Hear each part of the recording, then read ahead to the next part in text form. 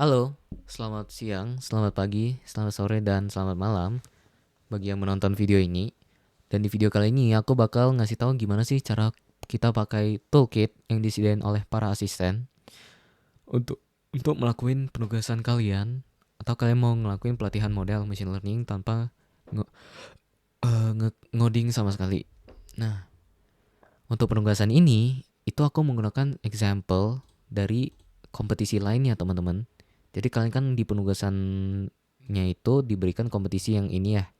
Nah, cuman aku nggak bakal ngedemoin pakai kompetisi yang ini karena kalau misalnya aku ngedemoin, otomatis jawabannya udah tahu dong gitu. Jadi aku pakai kompetisi yang lain gitu. Cuman seperti tipe filenya dan yang lain-lainnya, rulesnya juga itu juga sama ya. Bedanya itu cuman tipe datanya doang gitu teman-teman. Di sini itu datanya tuh klasifikasi yang penugasan kalian. Ada dapat data train, ada dapat data test, lalu ada dapat data sample submission. Begitu juga di yang kompetisi yang pengen aku demoin. Di sini aku dapat data train, dapat data test, lalu sample submission. Nah, bedanya di sini adalah datanya emang beda gitu, karena jenisnya emang beda. Lalu tasknya juga beda. Di sini aku ngeprediksi bilangan continue teman-teman, yaitu vehicle revenue. Nah, kalau di kompetisi kalian, itu kalian ngeprediksi apakah pasien tersebut punya heart disease atau tidak. Seperti itu. Jadi aku bakal ngedemoin pakai dataset ini ya. Nah, sebelum itu kita langsung aja start your journey. Setelah kalian masuk ke toolkit, jika kalian sudah melihat UI seperti ini, kalian bisa langsung upload file data training kalian atau data yang pengen kalian latih gitu. Nah, kalau di kompetisi itu kalian download datanya itu adalah data yang seperti ini. Jadi kalian sudah di Kaggle-nya, itu kalian head ke data section. Setelah itu kalian download semuanya data yang kalian scroll ke bawah lalu kalian download satu persatu ya. Jadi ini ada data train, ini kalian download di sini, ini ada klik download. Data test, ini kalian klik download juga, lalu sample submission ini kalian download. Nah, di sini karena aku mau ngedemoin, aku ngedownload pakai data kompetisi lain ya. Ini buat demo purposes gitu. Nah, karena aku sebenarnya udah download data ini, jadi aku nggak perlu download ulang dong. Jadi aku tinggal upload aja gitu teman-teman. Nah, yang di-upload itu adalah data training ya, atau data yang pengen kalian latih. Itu kalian upload. Nah, kurang lebih seperti itu teman-teman. Nah, setelah itu kalian bisa ngelihat nih setelah kalian upload basic dataset information. Nah, itu adalah maksudnya informasi-informasi yang basic tentang dataset kalian seperti berapa banyak baris datanya, lalu kolomnya ada berapa, apakah ada missing value, jika ada itu berapa banyak missing value, apakah ada data duplikat dan seterusnya.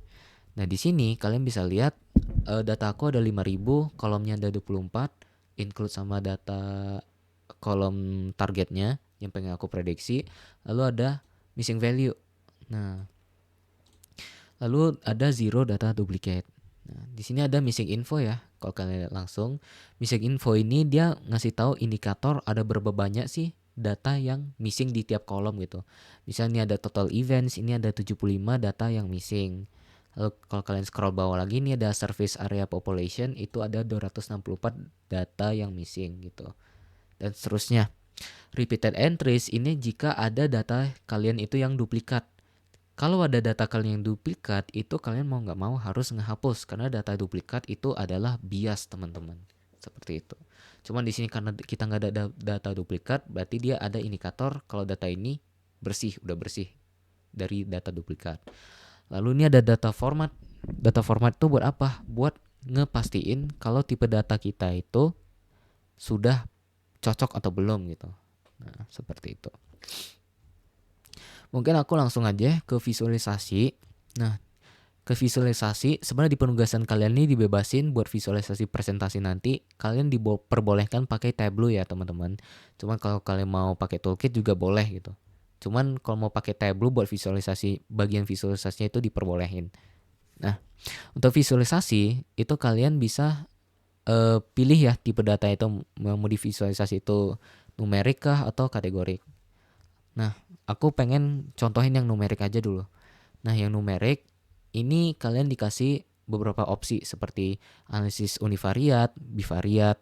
Nah, jika univariat itu kalian bisa ngelihat visualisasi di satu kolom doang seperti histogram, box plot, pie chart, bar plot dan lain-lainnya. Nah, sini katakan aku mau ngelihat visualisasi tentang total events, histogram itu gimana. Nah, kalian tinggal klik aja kolomnya total events lalu visualisasinya sudah muncul gitu. Seperti itu. Begitu juga kalau kalian melakukan visualisasi bivariat. Nah, seperti scatter plot contohnya, itu kalian tinggal masukin sumbu X-nya apa. Misalnya sumbu X-nya itu adalah total injuries, lalu sumbu Y-nya itu adalah apa ya? Trespasser fatalities gitu. Nah, seperti ini hasilnya. Misalnya pengen kalian ganti lagi, sumbu Y-nya itu adalah total collisions. Jadi kurang lebih seperti ini hasilnya visualisasinya. Itu untuk bagian data visualisasi di toolkit ini. Lalu di sini ada data cleansing, di mana kita data cleansing ini isinya adalah buat ngehandle missing value, data duplikat, outliers, nge-remove kolom yang nggak guna, atau ngekonversi tipe data. Nah, di sini aku pengen ngehandle missing value dulu ya teman-teman. Jadi karena kita ada data yang missing, ada data yang missing value, ini kita dikasih tahu kalau ada 17 kolom yang mengandung data yang missing gitu. Berarti kita dikasih tahu tolong ngehandle data tersebut gitu. Nah, buat ngehandle-nya ingat itu kita bisa pakai bebas metodenya, tergantung kalian ya. Bukan bebas juga ya, berarti tergantung kalian analisisnya itu gimana gitu. Nah, cuman di sini aku pengen ngedemoin aja. Anggap aja aku pengen semuanya aku lakuin imputasi gitu di semua kolom. Nah, cuman ini jangan kayak gini ya. Ini nanti hasilnya takutnya bias gitu. Cuman aku pengen cepat karena aku pengen ngedemo. Jadi aku include semua kolom. Nah, katakan aku pengen ngelakuin imputasi. Ups, tadi salah ya deletionnya. Oke, ini aku ulang lagi. Oke.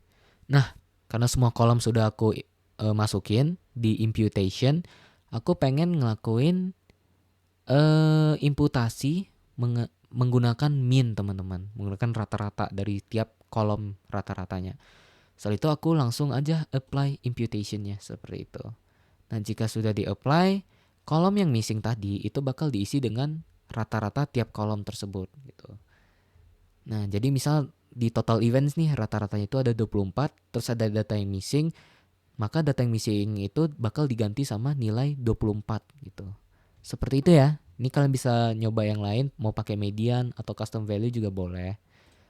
Lalu ada outliers teman-teman. Nah, misalnya aku pengen ngehandle outliers di kolom apa ya? Misalnya total injuries, kita lihat.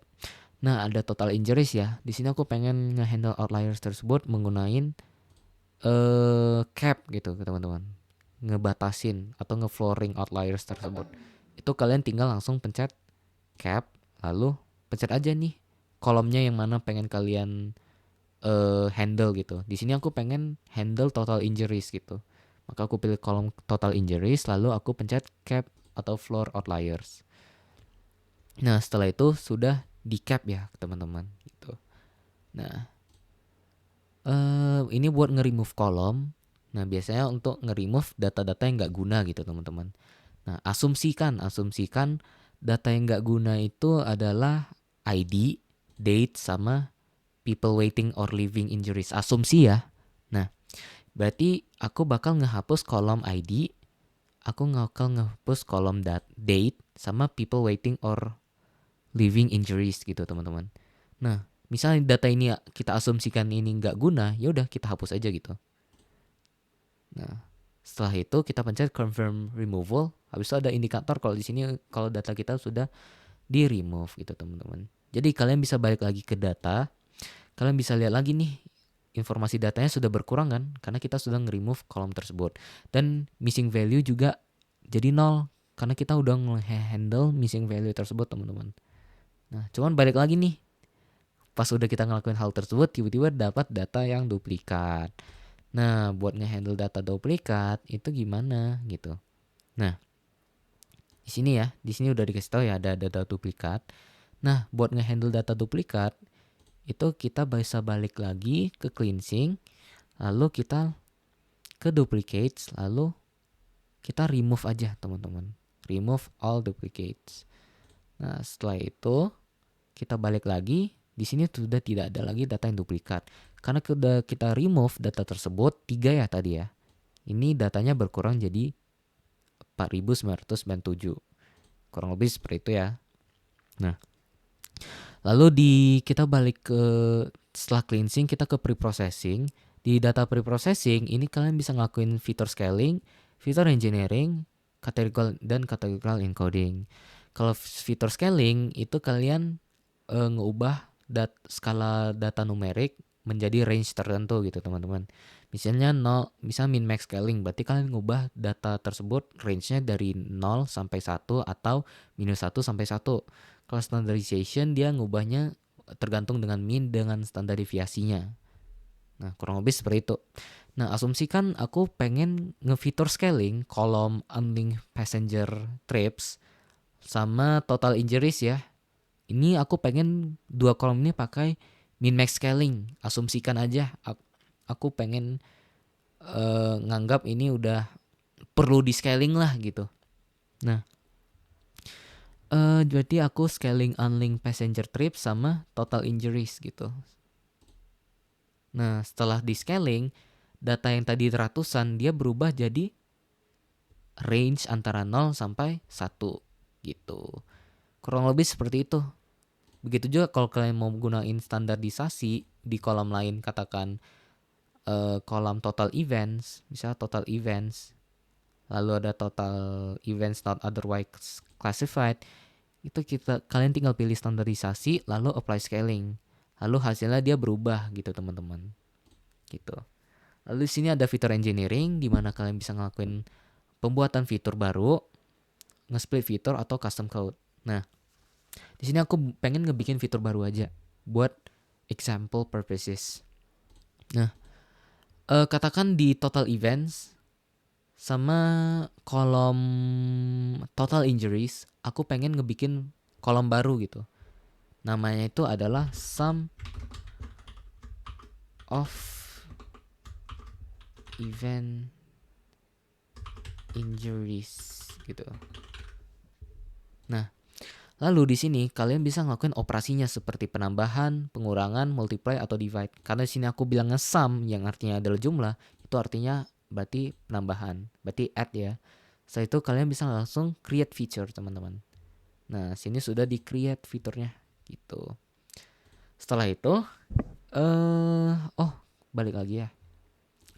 Kalian bisa ngelakuin namanya categorical encoding yang artinya itu adalah mengkonversi data kategorik itu menjadi data numerik teman-teman. Karena komputer nggak bisa ngebaca data data kategorik atau data string teman-teman. Nah, katakan aku pengen kolom major event happen itu menggunakan label encoding. Berarti aku pilih aja label encoding lalu kolomnya yang major event happen. Di sini aku langsung apply. Setelah di-apply di sini ada indikator kalau kolomnya sudah sukses di-apply label encoding. Nah, ini bakal ke-update sendiri ya. Ini belum ke-render aja.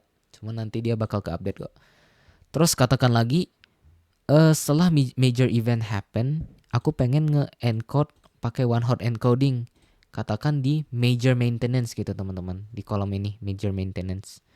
Nah, ya udah kita tinggal pilih one hot encoding lalu major maintenance, lalu di-apply aja one hot encodingnya.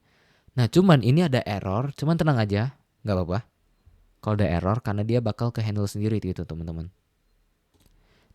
Nah, karena dia bakal nge-handle sendiri, caranya itu gimana? Kalau tadi ada error, kalian misalnya keluar aja dari section preprocessing, kalian ke cleansing katakan, lalu balik lagi ke preprocessing ke sini, lalu ke encode kategori lagi, dan di sini udah nggak ada lagi ya errornya gitu. Nah, kalian bisa lihat juga datanya yang tadi yang sudah kalian encode seperti major event happen itu menggunakan label encoding, lalu ada major maintenance yang ini. Nah, ini menggunakan one hot encoding, dia nge-return boolean teman-teman, dia kan ngebikin fitur baru gitu. Ini ada 2. dan ini adalah hasilnya gitu. Nah, kurang lebih seperti itu. Karena data kita yang udah kita lihat ini udah kita asumsikan sudah bersih, sudah ready untuk training, untuk pelatihan model, datanya udah numerik dan bool ya atau boolean, karena model machine learning itu bisa nge-accept data boolean, karena boolean itu technically 1 dan 0 gitu teman-teman. Kalian bisa langsung ke modeling ya, ke section modeling. Lalu setelah itu kalian pilih task kalian ini apa, regresi kah apa klasifikasi. Nah, karena yang aku prediksi di kompetisi yang ini itu adalah data continue ya, yang artinya itu adalah regresi teman-teman. Berarti aku pilih regresi. Cuman di kalau kompetisi kalian yang ini, itu kan datanya discrete ya, atau data kategorik. Kalian ngeprediksi kelompok, artinya datanya kategorik dong, yes or no gitu. Nah, berarti itu kalian pilihnya klasifikasi. Cuman karena data aku yang ini itu adalah data continue, berarti aku pilihnya regresi gitu. Nah, setelah itu kalian pilih apa variabel yang pengen kalian prediksiin gitu. Karena ini regresi, tadi di kompetisi ini aku pengen prediksi vehicle revenue hours, berarti aku pilih vehicle revenue hours sebagai data targetnya yang pengen kalian prediksi gitu. Nah, setelah itu kalian bisa milih nih algoritmanya itu apa gitu, algoritma machine learningnya. Di sini ada random forest, gradient boosting, XGBoost, regresi linear, dan seterusnya. Nah, asumsikan aku pengen pakai regresi linear gitu buat pelatihan model gitu. Nah, setelah itu kalau aku mau pakai regresi linear, aku tinggal pilih aja tadi regresi linear, lalu train model gitu teman-teman. Setelah kalian klik train model, kalian ke result. Nah, setelah ke result, mungkin kalau kalian pakai algoritma lain, kalian ke result, ini dia masih loading gitu. Karena ada beberapa algoritma itu dia hasilnya emang apa ya, kompleksitasnya emang tinggi gitu. Nah, kurang lebih seperti itu. Nah, jadi kurang lebih seperti itu ya. Jadi kalian setelah nge-training model, kalian ke result, lalu performa model kalian itu bisa terlihat dari sini nih. Ada MI-nya berapa untuk regresi ya. Lalu RMSE-nya berapa, R-squared-nya berapa, max error-nya berapa. Kalau untuk klasifikasi ini beda ya. Di sini mungkin ada F1, ada precision, recall, sama akurasi gitu. Cuman karena kita di sini tasnya ada regresi, berarti kita menggunakan metrik regresi, teman-teman. Lalu di sini ada true versus predicted value. Artinya nilai asli versus nilai prediksinya itu berapa gitu perbandingannya. Nah, itu untuk data regresi. Kalau data klasifikasi nanti dia bentuknya bakal confusion matrix gitu, teman-teman. Kita udah belajar ya tadi confusion matrix itu gimana. Nah, karena kita pengen nge-submit ke Kaggle, jika kalian yakin ini adalah modelnya bagus dan kalian pengen nge-submit, pengen ngebikin prediksi, kalian download dulu nih modelnya di sini. Download train model di result ini. Kalian download train model. Lalu setelah itu kalian download aja, misal di sini ya, train model linear misalnya. Linear. Nah, setelah kalian download, kalian head ke competition ya, teman-teman. Kalian head ke competition. Nah, lalu di sini kalian disuruh upload model.pickle-nya. Artinya model yang sudah kalian latih tadi. Nah, ini udah aku download ya, yang tadi barusan itu kalian ambil, yang filenya itu adalah .pickle atau .pkl, itu kalian upload. Lalu data testnya, data test itu data yang dari Kaggle-nya, cuman data test.csv itu kalian upload. Lalu ada data sample submission-nya, itu juga dari Kaggle, kalian upload juga ya, sample_submission. Nah, setelah kalian upload file model pickle-nya, lalu file data testnya yang pengen kalian prediksi, lalu contoh file sample submission-nya, ketiganya, kalian bisa lihat previewnya terlebih dahulu seperti apa, boleh, ini optional aja. Lalu make sure target kolomnya itu apa. Di sini karena aku tadi pengen ngeprediksi vehicle revenue hours. Lalu Setelah itu step akhir kalian bikin prediksi gitu teman-teman. Nah ini kalian generate aja nih prediksinya, kalian klik, lalu seperti ini nih hasilnya. Nah ini adalah hasil prediksinya gitu teman-teman. Sini ada ID, lalu prediksinya itu berapa gitu. Berarti orang ID ke sini, tadi datanya kita udah ngelatih, itu dapat hasil prediksinya itu segini gitu teman-teman. Nah ini kalian download aja file submissionnya ya, di download ya. Jangan lupa, jangan sampai nggak di download. Misalnya namanya itu adalah first submission gitu. Nah setelah kalian download, kalian ke Kaggle-nya, ke Kaggle competition, cuman ke yang bagian penugasan kalian ya, yang ini. Itu kalian langsung klik submit prediction teman-teman. Nah langsung kalian browse filesnya yang tadi. Namanya aku adalah tadi first submission. Lalu kita biarin si Kaggle-nya nge-upload. Setelah di-upload kita submit gitu teman-teman.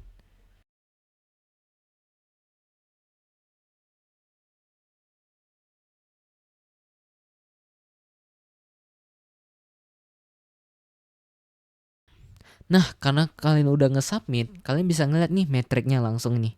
Data kalian itu berapa gitu. Hasilnya gitu dari metrik yang diukur. Karena aku di sini diukurnya di kompetisinya itu menggunakan MAE, maka skor aku itu dapat jelek ya. Karena ini ratusan ribu lebih MAE-nya gitu. Nah, jadi kurang lebih seperti itu ya teman-teman. Gimana kita nge-submit di Kaggle dan menggunakan toolkitnya gitu.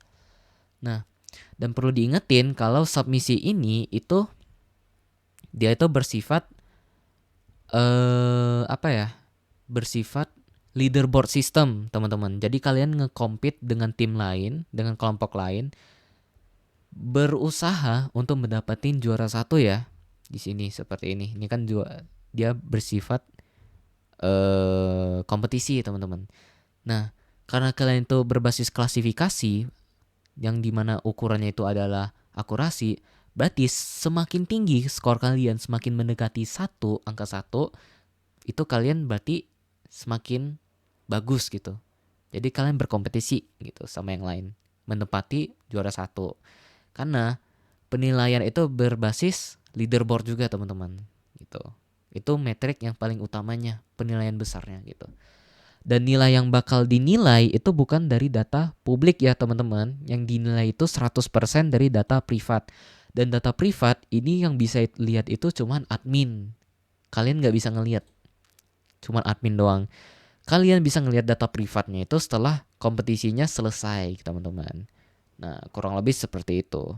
Mungkin itu aja untuk ngedemo toolkit dan juga cara nge-submit di Kaggle-nya. Kurang lebih mohon maaf. Wassalamualaikum warahmatullahi wabarakatuh.